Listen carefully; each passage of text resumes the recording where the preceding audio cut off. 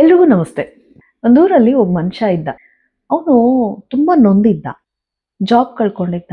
ಮತ್ತೆ ಎಲ್ಲೂ ಕೆಲಸ ಸಿಕ್ಕಿರ್ಲಿಲ್ಲ. ಹಾಗೆ ಒಂದು ಜಾಬ್ ಹಂಟ್ ನಡೆಸಿದ್ದ. ಸೊ ಇನ್ನೊಂದು ಕಡೆ ಎಲ್ಲೋ ಕೆಲಸ ಸಿಕ್ತು. ಅದು ತುಂಬಾ ಕಡಿಮೆ ಸ್ಯಾಲ್ರಿಗೆ. ಸೊ ಏನೋ ಫ್ರಸ್ಟ್ರೇಟ್ ಆಗ್ಬಿಟ್ಟಿದ್ದ. ತುಂಬಾ ನೊಂದಿದ್ದ ಆ ಮನುಷ್ಯ.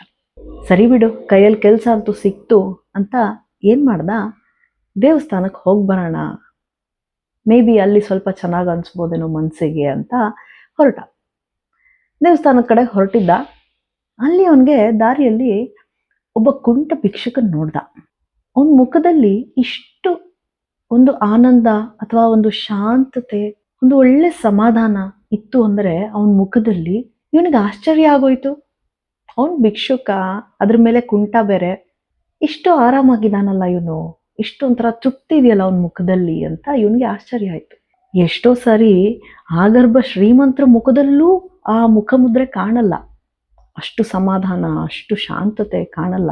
ಎಷ್ಟೋ ಸರಿ ಏನೋ ಒಂದು ತವಕ, ಒಂದು ಟೆನ್ಷನ್ಗಳು ಕಾಣ್ತಾ ಇರುತ್ತೆ ಮುಖದಲ್ಲಿ. ಇವನ್ ಮುಖದಲ್ಲಿ ಅಷ್ಟು ಸಮಾಧಾನ ಇತ್ತು. ಸರಿ ಅಂತ ಆ ಮನುಷ್ಯ ಹೋಗಿ ಆ ಭಿಕ್ಷಕನ್ ಕೇಳಬಿಟ್ಟ, ಅಲ್ಲ ಕಣಪ್ಪ, ನಿನ್ನ ಮುಖದಲ್ಲಿ ಏನೋ ಎಷ್ಟು ಶಾಂತತೆ ಇದೆ, ಎಷ್ಟು ಸಮಾಧಾನವಾಗಿದೆ, ಏನೋ ಒಂಥರ ಒಂದು ಕಾಮ್ನೆಸ್ ಇದೆ, ಹೇಗಿದು ಅಂತ ಕೇಳ್ದ.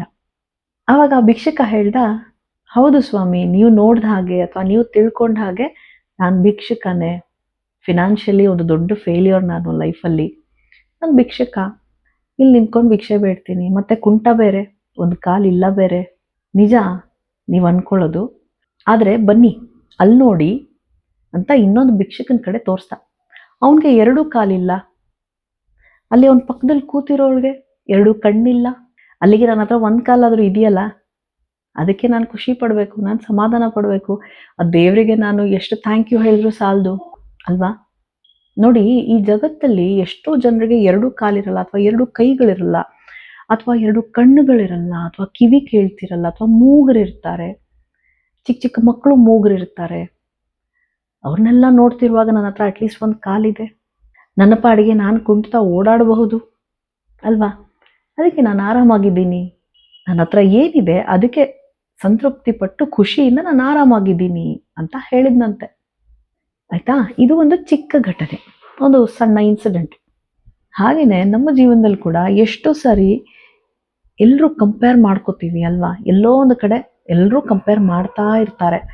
ನಾಟ್ ಜಸ್ಟ್ ಅವರ ಮಕ್ಕಳಿಗೆ ಇನ್ನೊಬ್ಬರ ಮಕ್ಕಳನ್ನ ಕಂಪೇರ್ ಮಾಡೋದಷ್ಟೇ ಅಲ್ಲ, ಅವರಿಗೆ ಕೂಡ ಇನ್ನೊಬ್ಬರನ್ನ ಕಂಪೇರ್ ಮಾಡ್ಕೋತಾರೆ.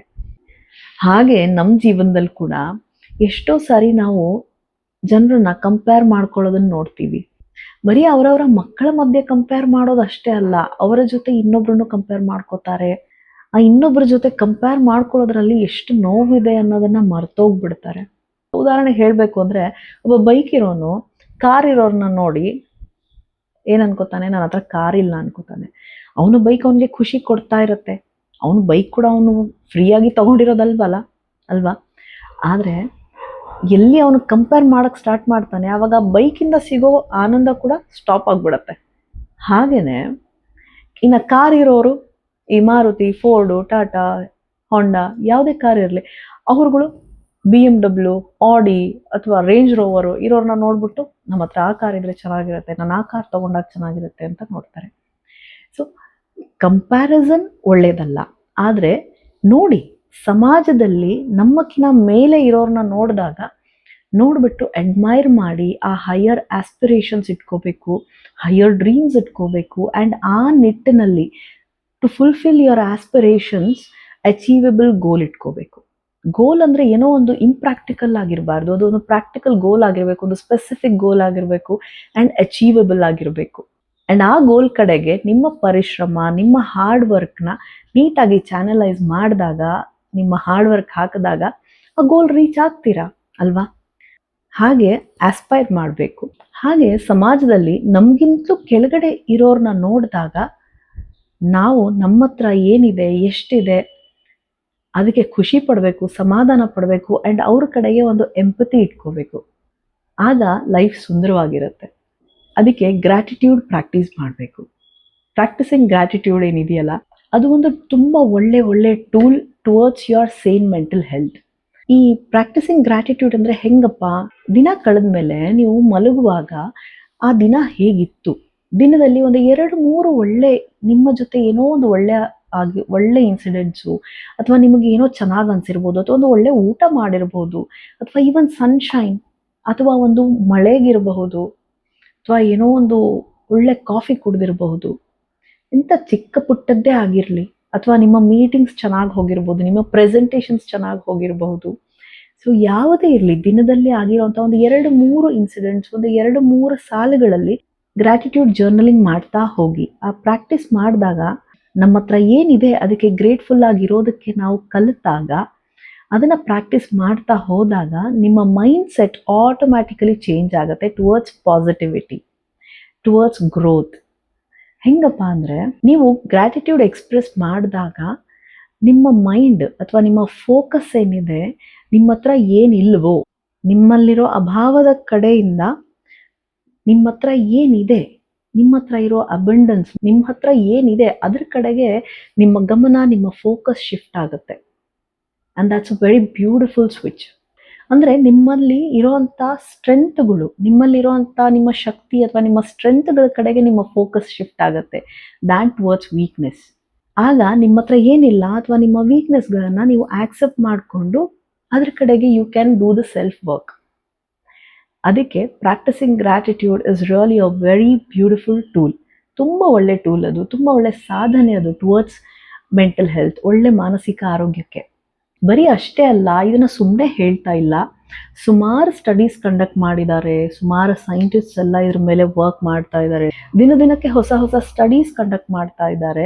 ಆ್ಯಂಡ್ ಅದರ ರಿವಿಲೇಷನ್ ಏನು ಅಂತ ಹೇಳಬೇಕು ಅಂದರೆ, ನೀವು ನಿಮ್ಮ ಕೈ ಬರಹದಲ್ಲಿ, ನಿಮ್ಮ ಹ್ಯಾಂಡ್ ರೈಟಿಂಗಲ್ಲಿ ನೀವು ಗ್ರ್ಯಾಟಿಟ್ಯೂಡ್ ಜರ್ನಲಿಂಗ್ ಅಥವಾ ನೀವು ಒಂದೇನಾದರೂ ಬರವಣಿಗೆ, ಏನಾದರೂ ಒಂದು ಎಕ್ಸ್ಪ್ರೆಸಿವ್ ರೈಟಿಂಗ್, ನಿಮ್ಮ ದಿನ ಹೇಗಿತ್ತು, ನಿಮ್ಮ ಥಾಟ್ಸು, ನಿಮ್ಮ ಯೋಚನೆಗಳು, ನಿಮ್ಮ ಆಲೋಚನೆಗಳು ನಿಮಗೆ ಹೇಗೆ ಅನ್ನಿಸ್ತು, ನಿಮ್ಮ ಫೀಲಿಂಗ್ಸು ಎಲ್ಲ ನೀವು ಬರೆದಾಗ, ನೀವು ಏನೋ ಒಂದು ಡೈರಿ ಮೇಂಟೈನ್ ಮಾಡಿ ನೀವು ಬರಿತಾ ಹೋದಾಗ, ಆ ಬರವಣಿಗೆಯಿಂದ, ಆ ರೈಟಿಂಗಿಂದ ನಿಮ್ಮ ಬ್ರೈನಲ್ಲಿರೋ ಕೆಲವು ಸೆಂಟರ್ಸ್ ಆಕ್ಟಿವೇಟ್ ಆಗುತ್ತೆ. ನಿಮ್ಮ ಥಾಟ್ ಪ್ರಾಸೆಸ್ನ ಏನು ಕಂಟ್ರೋಲ್ ಮಾಡುತ್ತೆ, ಪ್ರೀಫ್ರಾಂಟಲ್ ಕಾರ್ಟೆಕ್ಸ್ ಅಂತ ಹೇಳ್ತೀವಿ. ಸೊ ಆ ಪ್ರೀಫ್ರಾಂಟಲ್ ಕಾರ್ಟೆಕ್ಸು ಅಥವಾ ಮೀಡಿಯಲ್ ಪ್ರೀಫ್ರಾಂಟಲ್ ಕಾರ್ಟೆಕ್ಸು, ವೆಂಟ್ರೋಲ್ಯಾಟ್ರಲ್ ಪ್ರೀಫ್ರಾಂಟಲ್ ಕಾರ್ಟೆಕ್ಸು, ಅದು ಎಲ್ಲ ಕೆಲವು ಸೆಂಟರ್ಸ್ ಬ್ರೈನಲ್ಲಿ ಆಕ್ಟಿವೇಟ್ ಆಗುತ್ತೆ. ಆಗಿಬಿಟ್ಟು ನಿಮ್ಮ ಮೂಡನ್ನು ಎಲಿವೇಟ್ ಮಾಡುತ್ತೆ, ನಿಮ್ಮ ಮೂಡನ್ನು ಸುಧಾರಿಸುತ್ತೆ, ನಿಮ್ಮ ಮೋಟಿವೇಶನ್ ಲೆವೆಲ್ಸ್ನ ಎಲಿವೇಟ್ ಮಾಡುತ್ತೆ, ನಿಮ್ಮ ಒಂದು ಮನಸ್ಥಿತಿನ ಸುಧಾರಿಸುತ್ತೆ. ಅದಕ್ಕೆ ಬರಿಬೇಕು ಅಥವಾ ಗ್ರ್ಯಾಟಿಟ್ಯೂಡ್ ಜರ್ನಲಿಂಗ್ನ ಪ್ರಾಕ್ಟೀಸ್ ಮಾಡಬೇಕು ಅಂತ ಹೇಳಿದ್ರು. ಇದು ಬರೀ ದೊಡ್ಡವ್ರಿಗಲ್ಲ, ಮಕ್ಕಳಿಗೂ ಇದನ್ನು ಒಳ್ಳೆ ಅಭ್ಯಾಸ ಹಾಕಿ. That practising gratitude is really a very good habit. ನಿಮ್ಮ ಮಕ್ಕಳಿಗೂ ಈ ಅಭ್ಯಾಸ ಹಾಕಿ, ಈ ಒಳ್ಳೆ ಅಭ್ಯಾಸ ಹಾಕಿದಾಗ ಅವರಲ್ಲೂ ಕೂಡ ಒಂದು ಪಾಸಿಟಿವ್ ಮೈಂಡ್ಸೆಟ್ ಅಥವಾ ಒಂದು ಗ್ರೋತ್ ಮೈಂಡ್ಸೆಟ್ನ ಕಾಣಬಹುದು. ಆ್ಯಂಡ್ ಗ್ರ್ಯಾಟಿಟ್ಯೂಡ್ ಪ್ರಾಕ್ಟೀಸ್ ಮಾಡಿದಾಗ ಲೆಟ್ ಗೋ ಕೂಡ ಆಟೋಮ್ಯಾಟಿಕಲಿ ಸಮ್ವೇರ್ ಸ್ಟಾರ್ಟ್ ಆಗುತ್ತೆ. ಪಾಸಿಟಿವ್ ಮೈಂಡ್ಸೆಟ್ ಸ್ಟಾರ್ಟ್ ಆದಮೇಲೆ ಹಾಗೆ ನಿಮ್ಮ ಮನಸ್ಸನ್ನು, ನಿಮ್ಮ ಮೈಂಡನ್ನು ಹೀಲ್ ಮಾಡುತ್ತೆ. That's why gratitude journaling is very important. So practising gratitude start ಮಾಡಿ ಹಿಂದೆ ಅದಕ್ಕೆ ಟ್ರೈ ಕೊಟ್ಟು ನೋಡಿ. ಆ್ಯಂಡ್ ನಿಮ್ಗೆ ಹೆಂಗೆ ಅನಿಸ್ತು, ಒಂದು 2-3 ವಾರ ಟ್ರೈ ಮಾಡಿ ಆ್ಯಂಡ್ ನನಗೆ ಕಾಮೆಂಟಲ್ಲಿ ತಿಳಿಸಿ ನಿಮಗೆ ಹೇಗೆ ಅನಿಸ್ತು ಅಂತ. ಈ ಕತೆ ನಿಮ್ಗೆ ಹೇಗೆ ಅನಿಸ್ತು ಕಾಮೆಂಟಲ್ಲಿ ತಿಳಿಸಿ. ಕತೆ ಇಷ್ಟ ಆದಲ್ಲಿ ನಿಮ್ಗೆ ಗೊತ್ತಾ ಇದೆಯಲ್ಲ, ಮರಿಬೇಡಿ ಲೈಕ್ ಮಾಡಿ, ಶೇರ್ ಮಾಡಿ, ಸಬ್ಸ್ಕ್ರೈಬ್ ಮಾಡಿ. ಆ್ಯಂಡ್ ಯಾರೆಲ್ಲ ಸಬ್ಸ್ಕ್ರೈಬ್ ಮಾಡಿಲ್ಲ ಈಗಲೇ ಸಬ್ಸ್ಕ್ರೈಬ್ ಮಾಡಿ. Thank you so much for watching. ಖುಷಿಯಾಗಿರಿ. Take care. Stay happy. ಬಾಯ್.